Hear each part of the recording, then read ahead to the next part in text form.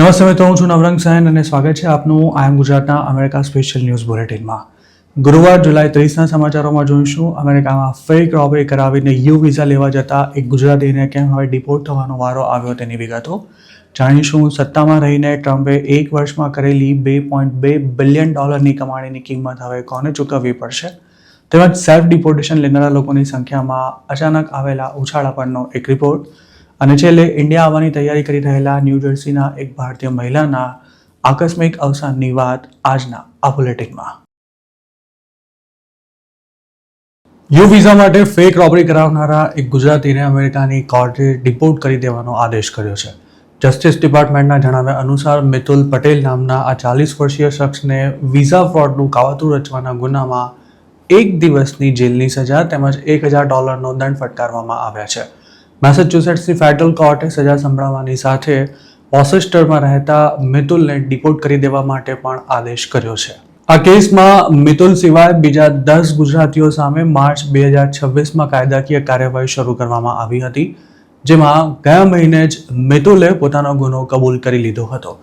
બાકીના જે બીજા 10 આરોપીઓ છે તેમાં દીપિકા પટેલ નામની એક મહિલા પહેલેથી જ ડિપોર્ટ થઈ ચૂકી છે, જ્યારે તેના સિવાયના લોકોમાં જીતેન્દ્ર પટેલ, મહેશ પટેલ, સંજય પટેલ, રમેશ પટેલ, અમિતા પટેલ, રોનક પટેલ, સંગીતા પટેલ, મિંકેશ પટેલ અને સોનલ પટેલનો સમાવેશ થાય છે, જેમાં મિંકેશ અને સોનલ ઓહાયોના છે. રમેશ પટેલ કંટકીમાં રહેતા હોવાનું જણાવાયું છે, જ્યારે બાકીના તમામ આરોપી મેસેચ્યુસેટ્સના રહેવાસી છે. આ કેસમાં માર્ચ 2026માં જીતેન્દ્ર, મહેશ, સંજય, અમિતા, સંગીતા અને મિતુલની ધરપકડ કરાયા બાદ તેમને બોસ્ટનની ફેડરલ કોર્ટ સમક્ષ હાજર કરવામાં આવ્યા હતા. જજે આ તમામને છોડી મૂકવાનો આદેશ કરતા તેમને તપાસમાં સહયોગ આપવાની શરતે રિલીઝ કરાયા હતા. અને હવે જ્યારે મિતુલ પટેલના કેસમાં ફાઇનલ જજમેન્ટ આવી ગયું છે, ત્યારે તેને ફરી જેલમાં જવાની જરૂર નથી, કારણ કે કોર્ટે તેને માત્ર 1 જ દિવસની જેલની સજા કરી છે. મિતુલને કેટલા દિવસમાં અમેરિકા છોડી દેવાનું રહેશે તેનું અલ્ટિમેટમ પણ આપી દેવાયું હશે, અને તેટલા દિવસમાં જો તે સેલ્ફ ડિપોર્ટ નહીં થાય તો તેને આઈસ દ્વારા અરેસ્ટ કરવામાં આવી શકે છે. 40 વર્ષનું મિતુલ ફેમિલી સાથે અમેરિકામાં રહે છે કે કેમ તેની કોઈ વિગતો જસ્ટિસ ડિપાર્ટમેન્ટ દ્વારા શેર કરવામાં નથી આવી. આમ તો મિતુલ પર જે ચાર્જ લગાવાયો હતો, જેમાં વધુમાં વધુ 5 વર્ષની જેલની સજા તેમજ $2.5 લાખ સુધીનો દંડ થઈ શક્યો હોત, પણ તેણે પોતાના ગુનાની કબૂલાત કરી હોવાથી કોર્ટે તેને સજામાંથી ખાસી રાહત આપવાની સાથે ઇન્ડિયા પાછા ચાલ્યા જવાનો આદેશ કર્યો છે.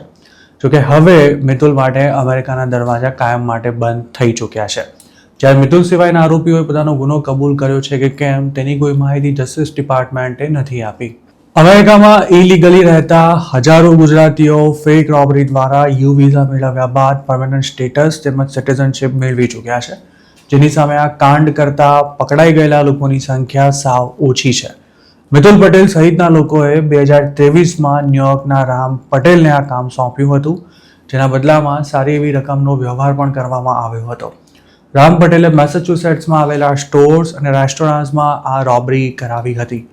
આમ તો પ્લાન પ્રમાણે જ આ બધી રોબરીઝ થઈ હતી અને તેનો રિપોર્ટ પણ ફાઇલ થઈ ગયો હતો, પણ રોબરીના સીસીટીવી ફૂટેજે તમામ લોકોની પોલ ઉઘાડી પાડી દીધી હતી.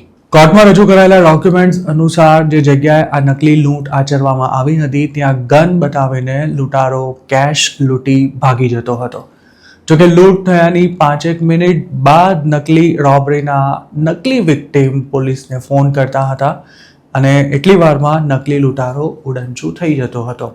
જેમના સ્ટોર્સ કે સબવેમાં રોબરીઝ થઈ હતી તેના ઓનરને પણ સારા એવા પૈસા ચૂકવવામાં આવતા હતા. રામ પટેલને પણ ઓગસ્ટ 2025માં કેસમાં 20 મહિનાની જેલની સજા સંભળાવવાની સાથે સાથે $8.5 લાખનો દંડ ફટકારવામાં આવ્યો હતો. ન્યુયોર્કના રામ પટેલની માફક લ્યુઝિયાનાના ચંદ્રકાંત પટેલની પણ યુ વિઝા ફ્રોડમાં ગયા વર્ષે ધરપકડ કરવામાં આવી હતી. લાલાના નામે ઓળખાતો ચંદ્રકાંત હાલ પણ જેલમાં જ છે અને તેણે મે 2026માં ગુનાની કબૂલાત કરી લીધી હતી. ચંદ્રકાંતને સપ્ટેમ્બર 10, 2026ના રોજ સજા સંભળાવવામાં આવશે. તેની તમામ પ્રોપર્ટી પણ જપ્ત કરી લેવાની કાર્યવાહી શરૂ કરવામાં આવી છે. તેણે જે ગુનો કબૂલ્યો છે તેમાં તેને 15 વર્ષ સુધીની જેલની સજા થઈ શકે છે. ચંદ્રકાંતને ફેક રોબરીનું કામ આપનારા લોકો સામે પણ કાર્યવાહી શરૂ થઈ ચૂકી છે અને વહેલા મોડા તેમનો પણ નંબર આવી શકે છે. ટ્રમ્પને પાક્કા બિઝનેસમેન ગણીને વોટ આપનારા અમેરિકન્સ ભલે મોંઘવારીને કારણે ઘટતી જતી કમાણીની ફરિયાદ કરી રહ્યા હોય, પણ ટ્રમ્પે પોતે સત્તા સંભાળ્યા બાદ અબજો ડોલરની કમાણી કરી છે. ન્યુયોર્ક ટાઈમ્સના એક રિપોર્ટ અનુસાર ગયા વર્ષે અમેરિકાના પ્રેસિડેન્ટે $2.2 બિલિયન બનાવ્યા હતા. પણ હવે જ્યારે મિડ ટર્મ્સ નજીકમાં છે ત્યારે ડેમોક્રેટિક પાર્ટી ટ્રમ્પની કમાણીને મુદ્દો બનાવી રિપબ્લિકન્સને ઘેરવાની તૈયારી કરી રહી છે. ડેમોક્રેટ્સનો પ્લાન ટ્રમ્પ પર સત્તામાં રહેવા છતાં પણ પૈસા ભેગા કરવાનો આરોપ લગાવવાની સાથે તેમની આર્થિક નીતિઓને કારણે સામાન્ય લોકોને કેટલું નુકસાન ભોગવવું પડ્યું છે તેનો પ્રચાર કરવાનો છે. CNN દ્વારા હાલમાં જ કરવામાં આવેલા એક પોલમાં એવું પણ જાણવા મળ્યું હતું કે અમેરિકાના 66% લોકો એવું માને છે કે ટ્રમ્પે અંગત હિતોને સાધવામાં સત્તાનો ઉપયોગ અથવા દુરુપયોગ કરવામાં તમામ હદો વટાવી દીધી છે. જોકે આ મામલે ટ્રમ્પનું એવું કહેવું છે કે ડેમોક્રેટ્સ તેમની વિરુદ્ધ જુઠ્ઠાણું ફેલાવી રહ્યા છે અને તેમણે જે કંઈ કમાણી કરી છે તે પોતાની હોશિયારીથી કરી છે. ન્યુયોર્ક ટાઈમ્સે આપેલા એક ઇન્ટરવ્યૂમાં તેમણે એવો પણ દાવો કર્યો હતો કે પહેલી ટર્મ દરમિયાન પોતે ફેમિલીને સ્પષ્ટ સૂચના આપી હતી કે વિદેશમાં કોઈ જ નવો બિઝનેસ શરૂ ન કરવો, પણ તેમ છતાંય તેમને આ બાબતે કોઈ ક્રેડિટ આપવામાં નહોતી આવી. ટ્રમ્પે 2017માં સત્તા સંભાળી ત્યારે પણ તેમણે પહેલા વર્ષમાં $594 મિલિયન કમાણી કરી હતી અને આંકડો 2025માં 3 ગણો વધીને $2.2 બિલિયન સુધી પહોંચી ગયો હતો. જોકે આ માત્ર તેમની 2025ની આવક છે. ટ્રમ્પની નેટવર્થ એટલે કે કુલ સંપત્તિ કેટલી છે તે કોઈ નથી જાણતું. અમેરિકામાં દરેક ટેક્સ પેયર્સની આવક અને સંપત્તિની વિગતો સિક્રેટ રાખવામાં આવે છે અને ટ્રમ્પ પણ તેમાંથી બાકાત નથી. પણ પ્રેસિડેન્ટ હોવાને કારણે તેમને દર વર્ષે ઓફિસ ઓફ ગવર્મેન્ટ એથિક્સમાં પોતાની આવકનો હિસાબ આપવાનો હોય છે અને તેના આધારે જ તેમણે 2025માં $2.2 બિલિયન બનાવ્યા હોવાનું કન્ફર્મ થયું હતું. ટ્રમ્પે ગયા વર્ષની કમાણીનો હિસાબ આપતા 900 પાનાની એક ફાઇલ સબમિટ કરી હતી, જેમાં એવું જણાવાયું હતું કે તેમણે પોતાના મીમ કોઈન દ્વારા જ $636 મિલિયન આવક મેળવી હતી. ટ્રમ્પની આવકમાં તેમની કંપનીએ શરૂ કરેલા નવા સાહસોનો હિસ્સો સૌથી વધારે છે. જોકે નવાઈની વાત એ છે કે પોતાના કોર બિઝનેસ એટલે કે ડોમેસ્ટિક ગોલ્ફ અને રિયલ એસ્ટેટના ધંધામાં તેમની આવક 2017થી અત્યાર સુધી માંડ 4% જેટલી જ વધી છે. આમ તો ટ્રમ્પની ઓળખ જ રિયલ એસ્ટેટના કિંગ તરીકેની છે, પણ તેના કરતાં તેઓ ક્રિપ્ટો ડીલ્સમાં અનેક ગણી વધારે કમાણી કરી રહ્યા છે. આ સિવાય ટ્રમ્પ ઓર્ગેનાઇઝેશને કતાર અને સાઉદી જેવા દેશો સાથે પણ રિયલ એસ્ટેટ ડીલ્સ કરી છે, જેના પર ઘણા લોકો સવાલ ઉઠાવી રહ્યા છે. ટ્રમ્પ પર એવા પણ આરોપ લગાવાઈ રહ્યા છે કે તેઓ સત્તામાં રહીને ફોરેન ગિફ્ટ્સ ન મેળવી શકે, પણ કાયદાકીય રીતે તેમને આ બાબતે હજુ સુધી કોઈ પ્રોબ્લેમ નથી થયો. જોકે હવે ચૂંટણીમાં આ મુદ્દો ગાજી રહ્યો છે. જોર્જિયાના ડેમોક્રેટિક સેનેટર જોન ઓસોફ ટ્રમ્પ સરકારને અત્યાર સુધીની સૌથી કરપ્ટ સરકાર ગણાવી રહ્યા છે.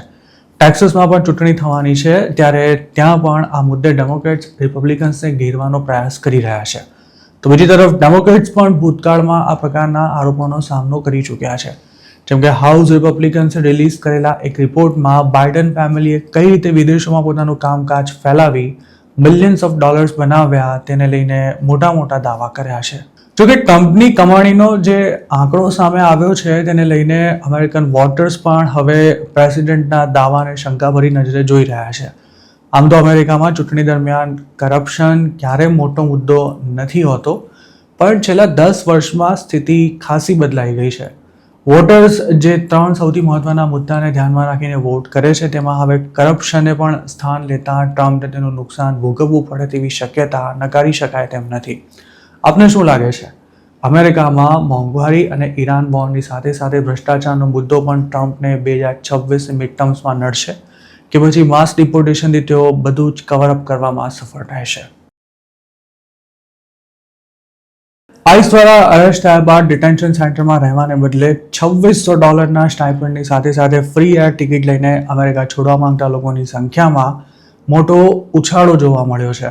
એક્સિયોસના એક રિપોર્ટ પ્રમાણે આ સ્કીમ હેઠળ જુલાઈ 16, 2026 સુધીમાં 1.32 લાખ લોકો અમેરિકા છોડી ચૂક્યા છે, જ્યારે 70 લાખ લોકો તેના માટે રજિસ્ટ્રેશન કરાવી રાખ્યું છે, જેમના માટે આગામી દિવસોમાં અમેરિકાથી રવાના થવાની વ્યવસ્થા કરવામાં આવશે. મતલબ કે આ પ્રોગ્રામ હેઠળ સેલ્ફ ડિપોર્ટેશન લેનારા લોકોનો આંકડો 2 લાખને હવે ક્રોસ કરી ચૂક્યો છે. ટ્રમ્પ એડમિનિસ્ટ્રેશને ગયા વર્ષે આ સ્કીમ શરૂ કરી હતી, જેના માટે $600 મિલિયન બજેટ ફાળવવામાં આવ્યું હતું.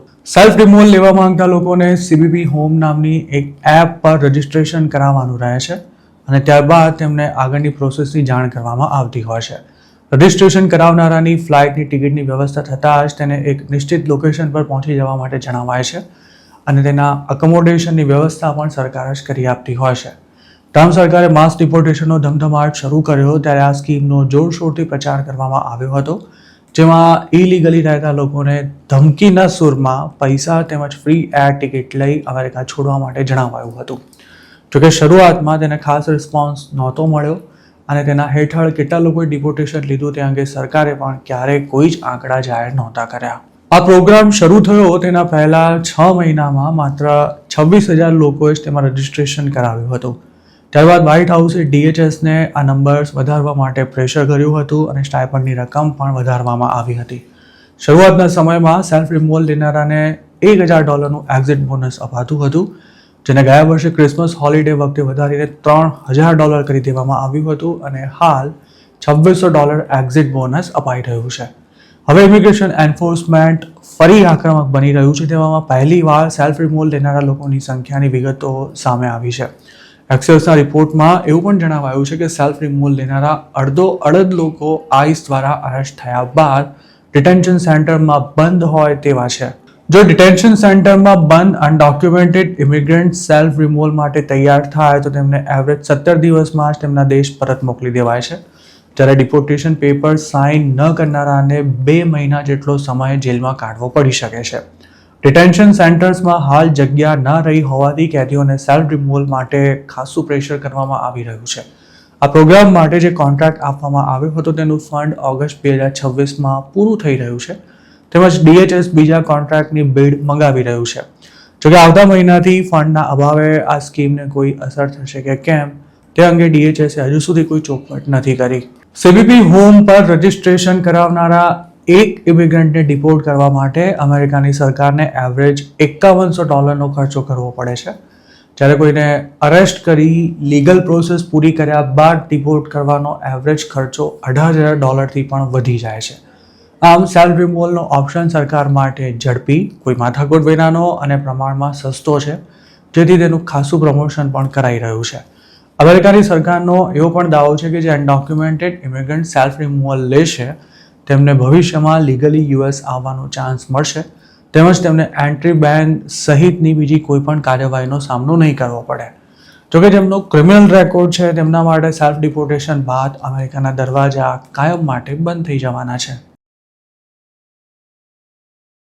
ફેમિલી સાથે ન્યૂ જર્સીમાં રહેતા એક ભારતીય મહિલાનું કાર એક્સિડન્ટમાં મોત થઈ ગયું છે.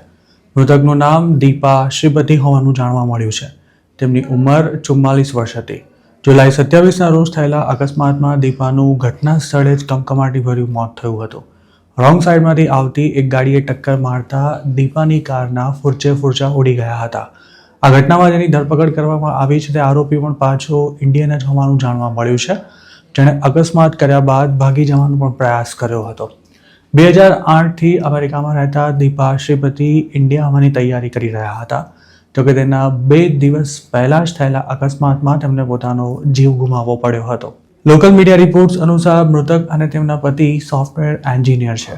જુલાઈ 27ના દિવસે દીપા તેમના પતિ રામકૃષ્ણ શ્રીપતિને મેટ્રો સ્ટેશન ડ્રોપ કરવા ગયા ત્યારે રૂટ 202 અને ફર્સ્ટ એવન્યુના ઇન્ટરસેક્શન પર સવારે 6:30 વાગે અકસ્માત થયો હતો.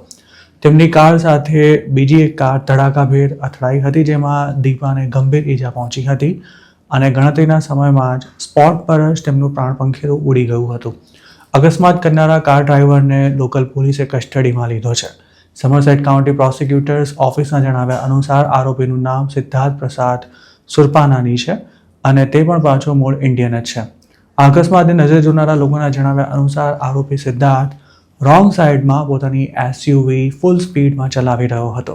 અકસ્માત થયા બાદ સિદ્ધાર્થ કારમાંથી નીકળીને દોડવા લાગ્યો હતો, પરંતુ પોલીસે તેને ત્યાંથી જ પકડી લીધો હતો.